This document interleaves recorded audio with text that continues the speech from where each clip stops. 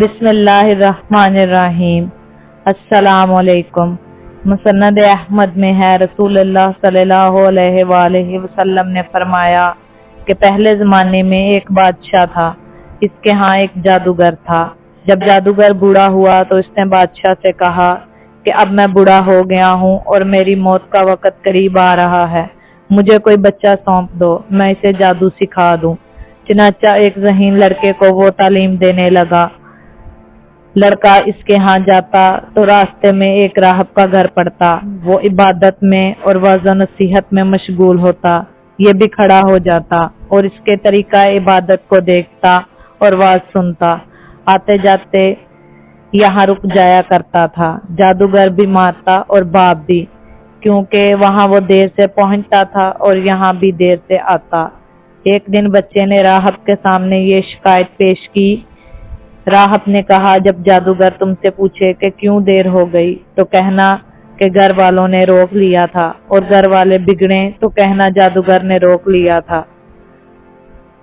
یوں ہی ایک زمانہ گزر گیا، ایک طرف تو وہ جادو سیکھتا اور دوسری طرف کلام اللہ کا دین سیکھتا تھا۔ ایک دن یہ دیکھتا ہے کہ راستے میں ایک زبردست ہیبتناک سانپ پڑا ہے جس نے لوگوں کی آمد بند کر رکھی ہے۔ ادھر والے ادھر اور ادھر والے ادھر ہیں اور سب لوگ ادھر ادھر پریشان کھڑے ہیں۔ اس نے اپنے دل میں سوچا کہ آج موقع ہے کہ میں امتحان لوں، راہب کا دین خدا کو پسند ہے یا جادوگر کا۔ اس نے ایک پتھر اٹھا کر اور یہ کہہ کر اس پر پھینکا کہ خدایا، اگر تیرے نزدیک راہب کا دین جادوگر کی تعلیم سے زیادہ محبوب ہے تو اس جانور کو اس پتھر سے ہلاک کر دے تاکہ لوگوں کو اس بلا سے نجات مل جائے۔ پتھر لگتے ہی وہ جانور ہلاک ہو گیا اور لوگوں کا آنا جانا شروع ہو گیا۔ اور پھر لڑکے نے جا کر راہب کو خبر دی۔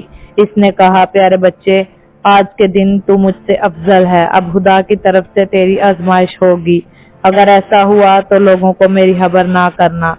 اب اس بچے کے پاس حاجت مند لوگوں کا تانتا لگ گیا۔ اس کی دعا سے مادرزاد، اندھے، کوڑی، جذامی اور ہر قسم کے بیمار اچھے ہونے لگے۔ بادشاہ کے ایک نابینا وزیر کے کان میں یہ بات پڑی، وہ بڑے تحفے تحائف لے کر حاضر ہوا اور کہنے لگا کہ مجھے شفا دے دے تو یہ سب کچھ تجھے دے دوں گا۔ اس نے کہا، شفا میرے ہاتھ میں نہیں، میں تو کسی کو شفا نہیں دے سکتا، شفا دینے والا اللہ وحدہ لا شریک ہے۔ اگر تو اس پر ایمان لانے کا وعدہ کرے تو میں دعا کروں۔ اس نے اقرار کر لیا۔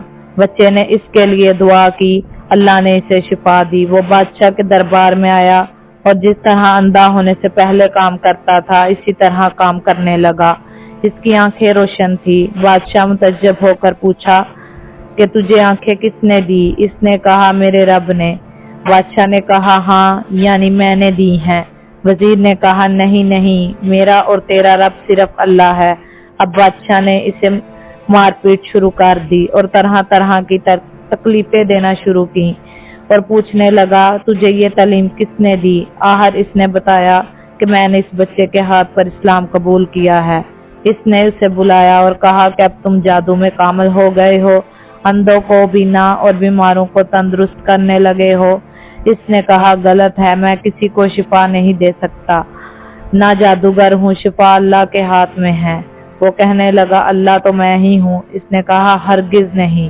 بادشاہ نے کہا، پھر تو میرے سوا کسی اور کو رب مانتا ہے؟ تو اس نے کہا، میرا اور تیرا رب اللہ ہے۔ اس نے اب اس بچے کو طرح طرح کی سزائیں دینا شروع کر دی، یہاں تک کہ راہب کا پتہ لگا لیا اور راہب کو بلا کر کہا کہ اسلام چھوڑ دے۔ اس نے انکار کیا تو بادشاہ نے اسے آرے سے چروا دیا۔ اب اس نوجوان سے کہا کہ تو بھی دین اسلام سے پھر جا۔ اس نے انکار کر دیا تو بادشاہ نے اپنے سپاہیوں کو حکم دیا کہ اسے فلاں پہاڑ کی چوٹی پر لے جاؤ، وہاں پہنچ کر اگر دین سے باز آ جائے تو اچھا ہے، ورنہ وہیں سے اسے لڑکا دیں۔ چنانچہ سپاہی اسے پہاڑ کی چوٹی پر لے گئے۔ جب اسے دھکا دینا چاہا تو اس نے اللہ سے دعا کی، اے خدا، جس طرح تو چاہے مجھے اس سے نجات دے۔ اس دعا کے ساتھ ہی پہاڑ ہلا اور سب سپاہی لڑک گئے، صرف وہیں بچہ ہی باقی بچا۔ وہاں سے بادشاہ کے پاس گیا۔ بادشاہ نے کہا، یہ کیا ہوا؟ میرے سب سپاہی کہاں ہیں؟ بادشاہ نے کہا خدا نے مجھے بچا لیا، وہ سب ہلاک ہو گئے۔ بادشاہ نے اپنے دوسرے سپاہیوں کو حکم دیا کہ اسے کشتی میں بٹھا کر لے جاؤ اور سمندر میں پھینک آؤ۔ یہ لوگ اسے لے کر چلے گئے۔ بیچ سمندر کے پہنچ کر جب اسے پھینکنا چاہا پھر وہی دعا کی، بار الہ جس طرح تو چاہے مجھے ان سے بچا۔ دعا کے ساتھ ہی موج اٹھی اور سارے کے سارے سپاہی سمندر میں ڈوب گئے، صرف وہی باقی بچا۔ پھر وہ بادشاہ کے پاس آیا اور کہنے لگا، میرے رب نے مجھے بچا لیا، اور اے بادشاہ تو چاہے کتنی تدبیریں بھی کر لے تو مجھے ہلاک نہیں کر سکتا۔ صرف ایک صورت ہے، جس طرح میں کہوں اگر تو اس طرح کرے تو میری جان نکل سکتی ہے۔ اس نے کہا وہ کیا؟ اس بچے نے کہا تم تمام لوگوں کو ایک میدان میں اکٹھا کرو، پھر کھجور کے تنے پر مجھے سولی چڑھاؤ اور میرے تیر کو میری کمان پر چڑھا کر، یعنی اللہ کے نام سے جو اس بچے کا رب ہے، پڑھ کر تیر میری طرف پھینک دو، وہ مجھے لگے گا اور میں مر جاؤں گا۔ بادشاہ نے یہی کیا، تیر بچے کی کنپٹی میں لگا، اس نے اپنا ہاتھ اس جگہ رکھ لیا اور راہ خدا میں شہید ہو گیا۔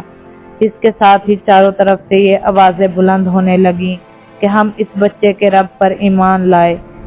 یہ حال دیکھ کر بادشاہ کے ساتھی بڑے گھبرائے اور کہنے لگے، ہم تو اس بچے کی ترکیب سمجھے ہی نہیں، دیکھیے کہ اس کا اثر کیا پڑا کہ سب لوگ ہی دین اسلام میں داخل ہو گئے۔ ہم نے تو اسے اس لیے قتل کیا تھا کہ کہیں اس کا مذہب پھیل نہ جائے، لیکن جو ڈر تھا سامنے آ ہی گیا اور سب مسلمان ہو گئے۔ بادشاہ نے کہا، اچھا یہ کام کرو کہ تمام محلوں اور راستوں میں خندقیں کھدواؤ، ان میں لکڑیاں بھرو اور آگ لگا دو، جو اس دین سے پھر جائے اسے چھوڑ دو اور دوسرے کو اس میں پھینک دو۔ مسلمان نے صبر و شکیب کے سہارے آگ میں جلنا منظور کیا اور اس میں کودنے لگے۔ البتہ ایک عورت جس کی گود میں دودھ پیتا بچہ چھوٹا سا تھا ذرا جھجکتی تو اس بچے کو خدا نے بولنے کی طاقت دی۔ اس نے کہا، اماں کیا کر رہی ہے؟ تم تو حق پر ہو، صبر کرو اور اس میں کود پڑو۔ یہ شہادت کے الفت میں قدم رکھنا ہے۔ لوگ آسان سمجھتے ہیں مسلمان ہونا۔